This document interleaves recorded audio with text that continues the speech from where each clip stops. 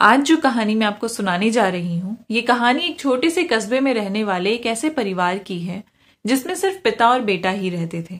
उस लड़के के पिताजी का नाम सुरेश था और बेटे का नाम सूरज था। सुरेश जी की पत्नी का देहांत तो काफी समय पहले ही हो गया था। उनका बेटा सूरज, जो कि बचपन से ही एक मंदबुद्धि बच्चा था, माँ के देहांत के बाद उस घर की देखरेख के लिए कोई भी नहीं था। सूरज तो अपने बचपन से ही एक मंदबुद्धि बच्चा होता है, जिसकी वजह से ना तो वो अच्छे से पढ़ाई लिखाई कर पाया, ना ही उसकी शादी हुई। उस घर में खाना बनाने के लिए और घर परिवार को देखरेख करने के लिए कोई औरत भी तो नहीं थी, जिसकी वजह से हमेशा दोनों बाप बेटे को लेट हो जाता था। कई बार तो खाना बनाने और घर की साफ सफाई में बहुत ज्यादा समय लग जाया करता था। सुरेश जी ने तो बहुत बार कोशिश की थी कि उनके बेटे की शादी हो जाए, पर उनकी सारी कोशिशें नाकाम रही थी। सूरज की मंदबुद्धि होने की वजह से हर कोई उससे शादी के लिए मना कर दिया करता था। उनके कस्बे में हमेशा एक पंडित भिक्षा मांगने के लिए आया करते थे। कुछ लोगों को उन पर भरोसा था और कुछ लोगों को उन पर बिल्कुल भरोसा नहीं था। वो लोगों का हाथ देखा करते थे।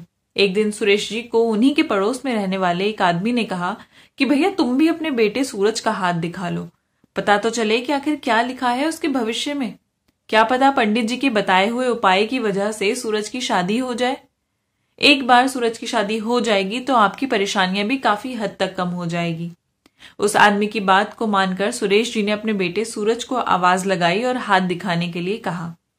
सुरेश जी कहने लगे कि पंडित जी, मेरे बेटे का हाथ देखकर बताइए कि उसके जीवन में क्या लिखा है, उसकी शादी कभी होगी भी या नहीं। साथ ही साथ सुरेश जी कहने लगे कि अगर आपको आपकी बताई हुई भविष्यवाणी ठीक निकली तो मैं आपको दक्षिणा तो दूंगा ही, साथ साथ आपको कुछ भेंट भी जरूर दूंगा। वो आगे कहने लगे कि हर कोई यही बोलता है कि इस मंदबुद्धि सूरज की तो शादी होगी ही नहीं। अगर कभी इसकी शादी हुई भी तो मुझे एक मंदबुद्धि बहू ही घर लानी होगी। आप बताइए, क्या यही इसके भाग्य में लिखा है? वो आगे कहने लगे कि आप जरा रुकिए, मैं देखता हूं। पंडित जी सूरज का हाथ अपने हाथों में लेकर बड़े ही ध्यान से देखने लगे। उसकी रेखाओं को देख रहे थे और देखते ही देखते वो कहने लगे कि सुरेश जी, सूरज की शादी जरूर होगी, और किसी मंदबुद्धि लड़की से नहीं, सर्वगुण संपन्न लड़की से होगी, जो बहुत ज्यादा होशियार और समझदार भी होगी। सुंदरता भी उसके पास कूट कूट कर होगी। पंडित जी के मुंह से सूरज की शादी की बात को सुनकर सुरेश जी तो खुशी से फूले नहीं समा रहे थे। वो कहने लगे कि आप सही कह रहे हैं ना, पक्का इसकी शादी होगी?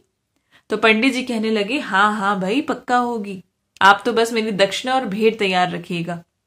वो आगे कहने लगे कि अगले महीने तक इसकी शादी हो जाएगी। फिलहाल आप मेरी आज की दक्षिणा दीजिए, मैं अब महीने भर बाद आऊंगा आपसे अपनी भेंट लेने के लिए। तब तक तो आपके बेटे की शादी भी हो चुकी होगी। आज तो सुरेश जी की खुशी का ठिकाना ही नहीं था। इसी खुशी में उन्होंने पंडित जी को पूरे 1100 रुपए दिए और कहने लगे कि अगर आपकी बात सच हुई तो मैं आपको इससे भी बहुत ज्यादा दूंगा। पंडित जी कहने लगे कि अब तो आप शादी की तैयारी शुरू कर दीजिए, मेरी बात आज तक गलत नहीं हुई है। जाने से पहले वो कहने लगे कि मैं आपसे एक बात और करना चाहता हूँ। सुरेश जी कहने लगे कि हाँ हाँ बताइए ना। वो कहने लगे, जरा पर्सनल है, अकेले में बात कर सकते हैं? सुरेश जी उनको कमरे में ले गए। पंडित जी ने आसपास देखा कि कहीं कोई उनको सुन तो नहीं रहा। उसके बाद वो उनको बड़े ही धीमे स्वर में कहने लगे कि लड़की आपके बेटे पर हमेशा भारी रहेगी। वो बहुत ज्यादा होशियार होगी। ऐसा भी हो सकता है कि उसकी किसी हरकत की वजह से आपकी मान प्रतिष्ठा समाज से चली जाए। आपको हर स्थिति के लिए तैयार रहना होगा। आपसे एक ही प्रार्थना है कि आप हर स्थिति को अपने हिसाब से संभालने की कोशिश जरूर कीजिएगा। सुरेश जी कहने लगे, पंडित जी आप परेशान मत होइए, एक बार मेरे बेटे की शादी हो जाए उसके बाद मैं सब संभाल लूंगा, मैं पूरा ध्यान रखूंगा। उसके बाद पंडित जी ये सुनकर वहां से चले जाते हैं और सुरेश जी भी सूरज को लेकर घर की ओर निकल जाते हैं। इसी तरीके से कुछ दिन गुजर गए। वो हर सुबह अपने काम पर जाते और रात को आकर खाना बनाते और खाकर सो जाते थे। सूरज की पहली किरण के साथ सुरेश जी की आंख खुल जाया करती थी और वो सबसे पहले उठने के साथ ही सूरज को उठाते थे ताकि वो उसके साथ काम पर जा सके। दोनों चाय नाश्ता करने के बाद अपने खेतों की तरफ निकल जाया करते थे। एक ऐसा ही दिन था जब वो दोनों खेतों में काम कर रहे थे। उन्होंने देखा सामने से एक लड़की दुल्हन के कपड़े पहने भागती हुई उनकी तरफ आ रही थी। भागते भागते वो सुरेश जी के पास पहुंचती है और उसके बाद उनसे कहती है कि आप प्लीज मुझसे शादी कर लीजिए, नहीं तो ये लोग तो मेरा पीछा कर रहे हैं, ये मुझसे शादी कर लेंगे। वो जल्दी जल्दी सुरेश जी को बताती है कि दरअसल बात ये है कि मैं आपके पास ही के गांव के जमींदार की बेटी हूँ। पापा ने मरते हुए एक जायदाद मेरे नाम लिखी, जिसमें लिखा है कि मुझसे जो भी शादी करेगा आधी जायदाद उसके नाम हो जाएगी। ये कुछ गुंडे हैं जो मुझसे जबरदस्ती शादी करना चाहते हैं ताकि मेरी आधी संपत्ति ये ले लें, पर मैं इनमें से किसी से शादी नहीं करना चाहती। आप प्लीज मेरी मदद करिए और मुझसे शादी कर लीजिए। सुरेश जी उसकी बातों को सुनकर हैरान परेशान से रह गए थे कि ये सब अचानक कैसे। लेकिन वो लड़की बहुत ज्यादा रो रही थी और उनसे मदद मांग रही थी। इस पर उन्होंने कहा कि देखो, मैं तो तुमसे शादी नहीं कर सकता क्योंकि शादी लायक मेरा एक बेटा है। अगर तुम चाहो तो मैं उसकी शादी तुमसे कर सकता हूँ। इतने में सूरज भी वहां पर आ गया। सुरेश जी ने कहा, यही मेरा बेटा है। वो कहने लगी, मैं तैयार हूं, मुझे कोई परेशानी नहीं। इस पर सुरेश जी कहने लगे कि ये मंदबुद्धि भी है। उस लड़की ने इस पर भी कोई एतराज नहीं जताया और वो शादी के लिए तैयार हो गई। सुरेश जी उस लड़की को लेकर तुरंत अपने गांव के मंदिर में जाते हैं और अपनी जान पहचान के कुछ लोगों को वहां पर बुला लेते हैं। उन सबके सामने वो लड़की कहती है कि वो अपनी इच्छा से ये शादी करना चाहती है, जिस पर पंडित को बुलाकर उसकी और सूरज की शादी कर दी जाती है। सुरेश जी ने ये सब इसलिए किया ताकि कल को कोई उनको ये ना कह दे कि उन्होंने धोखे से मंदबुद्धि बेटे से उस लड़की की शादी कर दी। अपने बेटे की शादी को होता देख सुरेश जी की खुशी का तो मानो ठिकाना ही नहीं था। वो बहुत खुश थे। शादी होने के बाद गांव के सभी लोग अपने अपने घर चले जाते हैं और सुरेश जी भी अपने बेटे बहू को के साथ अपने घर की तरफ निकल जाते हैं। वो कुछ लोग जो उस लड़की का पीछा कर रहे होते हैं मंदिर तक पहुंचते हैं, लेकिन जब तक वहां वो पहुंचते हैं सूरज और उस लड़की की शादी हो गई होती है। पुलिस और गांव के सभी लोगों को वहां देखते हुए वो लोग वहीं से वापस चले जाते हैं, क्योंकि वो ये बात समझ गए थे कि उस लड़की की शादी हो गई है। अब उन लोगों को वो संपत्ति नहीं मिल सकती जिसके लिए वो उसके साथ जबरदस्ती कर रहे थे। सूरज की बीवी का नाम सीमा था। सीमा अपने कमरे में सूरज का इंतजार कर रही थी, लेकिन क्योंकि सूरज मंदबुद्धि था तो वो अपने पापा के कमरे से बाहर निकल ही नहीं रहा था। सुरेश जी ने बहुत समझाया कि बेटा बहू इंतजार कर रही है, वहां जाओ, लेकिन सूरज तो मानो जैसे जिद पर अड़ गया था और वहीं अपने पापा के कमरे में सो गया। लेकिन सुरेश जी भी क्या करते, उन्हें पता था कि उनका बेटा मंदबुद्धि है और उसमें ये सब समझ नहीं है। उन्होंने उसके ऊपर किसी तरह की कोई नाराजगी नहीं दिखाई। कुछ दिनों तक ऐसे ही चलता रहा। सुरेश जी के बार बार कहने पर भी सूरज सीमा के पास नहीं जाता था। वो हर तरह से उसके पास जाने की कोशिश करती थी, पर वो सीमा से बात तक नहीं करता था। एक दिन इन सब बातों से तंग आकर सुरेश जी ने सीमा से झिझकते हुए कहा कि तुम ही मेरे कमरे में सोने चली जाओ आज से। पर सीमा की सारी कोशिशें बेकार और नाकाम हो जाती। सीमा को ऐसे उसके पति का उसको हाथ नहीं लगाना बिल्कुल नहीं भा रहा था। वो सूरज के करीब जाना चाहती थी, पर वो था कि उससे बात तक नहीं करता था। सीमा घर का सारा कामकाज भी करती थी, खाना बनाती थी, दोनों बाप बेटों का ध्यान रखती थी, पर एक जो उम्मीद वो अपने पति से चाहती थी उससे नहीं मिल पाती थी। कई बार सीमा को लगता था कि सूरज उसका पति नहीं, उसका बच्चा है। गलती यहां सूरज की भी नहीं थी, क्योंकि वो तो था ही मंदबुद्धि, उसमें कुछ समझ नहीं थी। उसके समझ में जितना आता था वो उसी हिसाब से करता और कहता था। इसी तरह 1 महीने से ऊपर बीत गया, लेकिन सीमा को अपने पति का सुख नहीं मिला था। अब वो बहुत परेशान सी रहने लगी थी। एक दिन सुरेश जी और सूरज खेत पर काम कर रहे थे। काम करते करते काफी देर हो गई।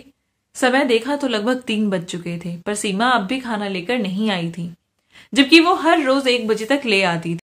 काफी देर इंतजार करने के बाद सुरेश जी ने सूरज से कहा कि जाओ बेटा, तुम घर जाओ, जाकर खुद खाना खा लेना और मेरे लिए लेते आना। पता नहीं यार सीमा क्यों नहीं आई, पर सूरज जाने से मना कर देता है। वो उसको बहुत समझाते हैं कि सूरज नहीं मानता। थक हार के सुरेश जी को ही घर जाना पड़ता है। वो जैसे ही घर पहुंचते हैं कि सीमा उन्हें अपना सारा सामान अच्छे से पैक करते हुए दिखती है। ये देखकर सुरेश जी कहते हैं कि क्या कर रही हो सीमा, तुम कहीं जाने की तैयारी में हो क्या? आज खाना भी नहीं लेकर आई तुम। बहुत पूछने पर सीमा जवाब नहीं देती। कुछ देर रुककर सीमा ने बहुत ही उदास और परेशान शब्दों में कहा कि आप तो जानते हैं कि मैंने किन परिस्थितियों में आपके बेटे से शादी की थी, पर उसे शादी का मतलब तक नहीं पता। वो तो मुझे अपनी पत्नी की तरह नहीं रखता। सूरज को तो मैंने अपने बस में करने की बहुत कोशिश की, लेकिन वो पलटकर एक बार भी मेरी तरफ नहीं देखता। आज महीना गुजर गया है, पर आपके बेटे में कोई बदलाव नहीं आया। वो मेरी तरफ देखता तक नहीं है। कहां तक कहूं और कितनी बार कहूं? आपसे कहने में शर्म भी आ रही है, इसलिए मैं जाना चाहती हूँ यहाँ से। ये सब सुनकर सुरेश जी सब कुछ समझ जाते हैं। उन्हें पंडित जी द्वारा बताई हुई बातें याद आती है कि उन्हें पंडित ने कहा था कि स्थिति को संभाल लेना, नहीं तो समाज में कोई इज्जत नहीं बचेगी। यही सब सोच समझ कर सुरेश जी कहते हैं कि तुम्हें कहीं जाने की जरूरत नहीं है, सब ठीक हो जाएगा। सीमा कहती है कि क्या ठीक हो जाएगा, आप मेरा दर्द नहीं समझ पाएंगे। उस दिन अच्छा ही होता अगर मैं आपके बेटे से शादी ना करके आपसे शादी कर लेती, क्योंकि मैं तो पहले भी आप ही से शादी करना चाहती थी। कम से कम हमारा दाम्पत्य जीवन तो होता। मैंने तो उस दिन भी आप ही के साथ शादी का प्रस्ताव रखा था, पर आपने मेरी शादी अपने मंदबुद्धि बेटे से करवा दी। सिर्फ समाज में अपनी इज्जत बचाने के लिए सुरेश जी आज एक गलत रास्ते पर चल दिए थे। उस दिन उन्होंने सीमा को घर से रोकने के लिए कहा कि आज से मैं तुम्हें पूरा वक्त दूंगा, सारी इच्छाएं पूरी करूंगा। उस दोपहर सुरेश जी और सीमा के बीच वो सब कुछ हुआ जो एक पति पत्नी के बीच होता है।